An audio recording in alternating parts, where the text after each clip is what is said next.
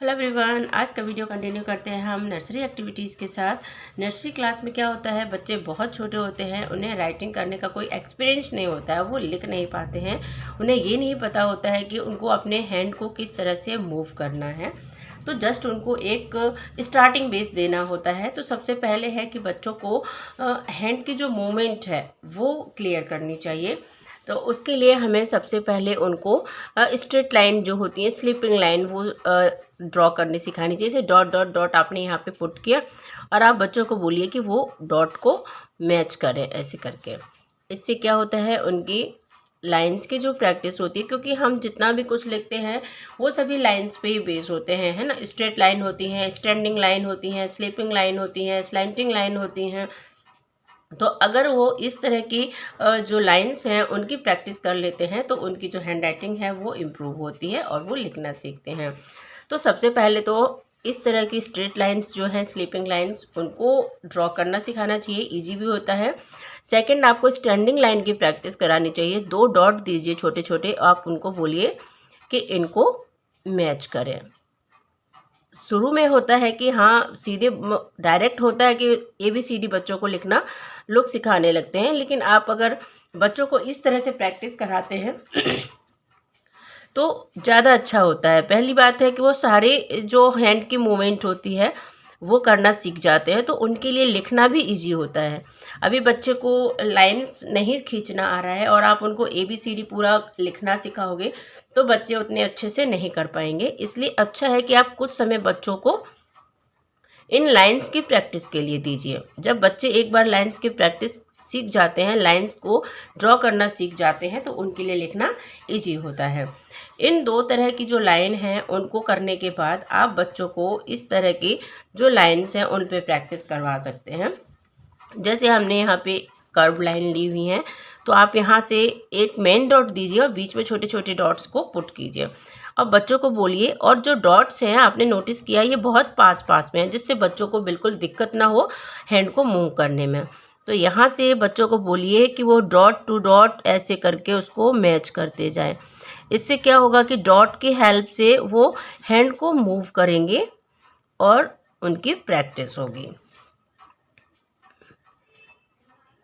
उनको एक बार hand movement की जो प्रैक्टिस है वो हो जाए तो जो वर्ड्स होते हैं, लेटर्स होते हैं, उनको लिखना उनके लिए इजी हो जाता है। और आप हर तरह की जो लाइंस हैं उनको दीजिए करने के लिए। ये देखिए, बच्चे एक दिन में तो सारी लाइंस नहीं प्रैक्टिस कर सकते हैं, क्योंकि बच्चे अभी जस्ट लिखना सीख रहे हैं, उनको अभी हैंड मूव करना भी नहीं आ रहा है, और अगर आप सारा करवाओगे तो नहीं कर पाएंगे। सबसे पहले आप इन लाइंस की प्रैक्टिस करवाइए जो स्ट्रेट लाइंस हैं, है ना। और इसके बाद फिर आप धीरे धीरे कर्व लाइंस को कीजिए। ये 1 नंबर पे, 2 नंबर पे, और उसके बाद ये जो हमने कर्व लाइन ली हैं इनको आप 3rd नंबर पे प्रैक्टिस करवा सकते हैं। ठीक है, ये हो गई। अब इसके बाद ये डॉट, इसके बाद आप यहाँ पे ये जो कर्व लाइन है ना, आप ये देखिए छोटी छोटी, इन इसके बेस से CDB इस तरह के जो अल्फ़ाबेट्स हैं वो बच्चे अच्छे से ड्रॉ कर पाते हैं। बच्चों को हैंड की जो मूवमेंट है वो क्लियर हो जाती है।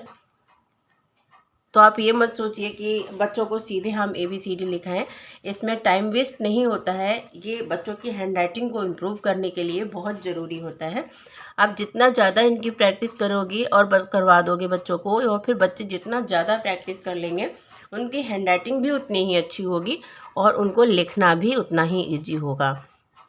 अब उसके बाद आप इस तरह के कर्व्ड की प्रैक्टिस करवा दीजिए, और ये सभी आप ना 1 to 1 कीजिए। मतलब पहले आप ये 2 तरह की लाइंस, सीधी लाइन और ये स्टैंडिंग लाइन जो है, इन दोनों को आप स्लीपिंग लाइन और स्टैंडिंग लाइन की प्रैक्टिस करवा दीजिए। जब बच्चे ये 2 लाइन अच्छे से करना सीख जाएं, उसके बाद आप इनको लॉन्ग वे में लेके जा सकते हैं। जैसे कि ये है, हमने यहाँ पे यहाँ से यहाँ तक सीधी स्ट्रेट लाइन ली हुई है और डॉट टू डॉट इनको मैच करना है। अब इससे क्या होता है ना, बच्चों को हाथ का बैलेंस करना अच्छे से आ जाता है। उनकी। और ये जितनी ज़्यादा प्रैक्टिस हो जाए, 1 दिन 2 दिन में बच्चा इतना नहीं कर पाता है। आप उनको रेगुलर यूज़ करवाइए, रेगुलर आप उनको डे में 1 टाइम 2 टाइम्स इनकी प्रैक्टिस करवाइए ही करवाइए। और जितना आप उनकी प्रैक्टिस में, उनके वो एक्टिविटीज़ में कलर यूज़ करेंगे, बच्चे उतना ज़्यादा मन से करेंगे। नहीं तो बच्चे होते हैं कि हट नहीं लिखते हैं, लेकिन अगर उनको आप कलर दोगे, कलर की हेल्प से करवाओगे तो बच्चे ज़रूर करेंगे। ठीक है।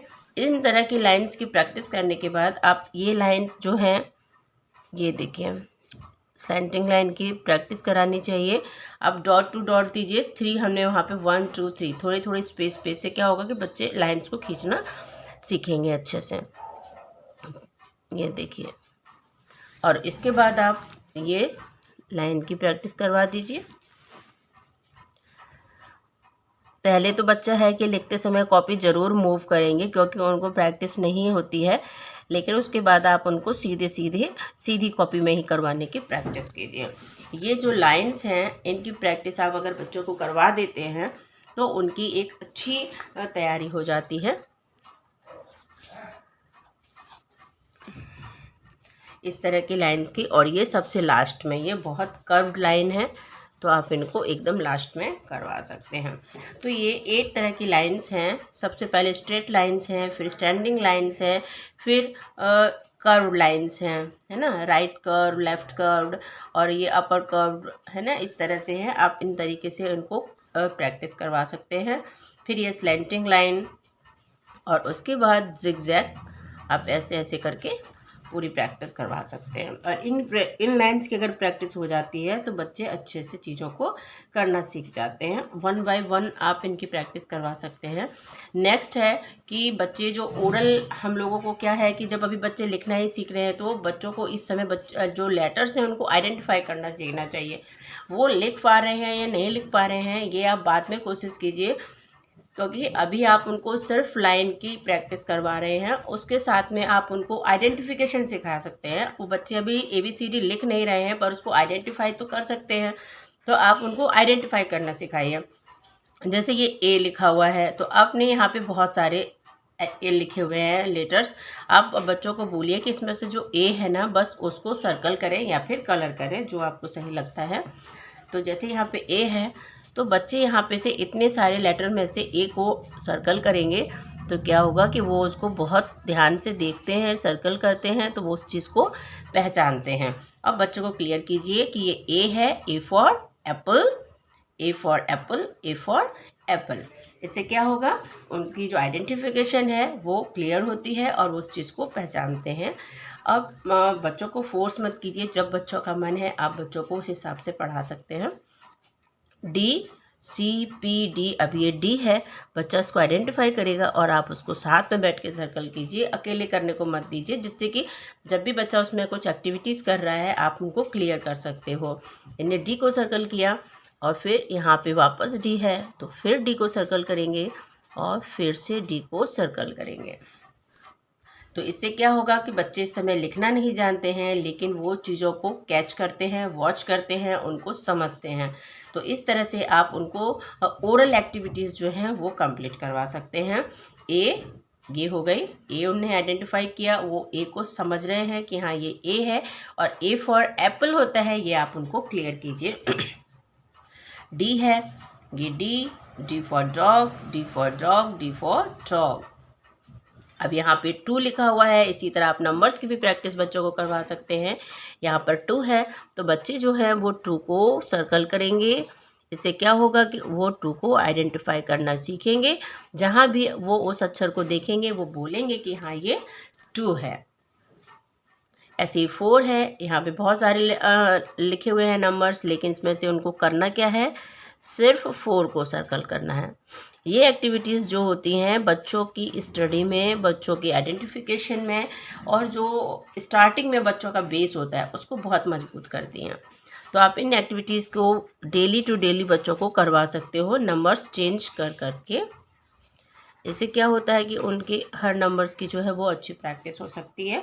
बच्चे अभी लिखना सीख रहे हैं, साथ ही साथ उनकी जो ओरल एक्टिविटीज़ होती हैं, लेटर्स आइडेंटिफिकेशन होता है, नंबर्स आइडेंटिफिकेशन होता है, उनको वो क्लियर कर लेते हैं।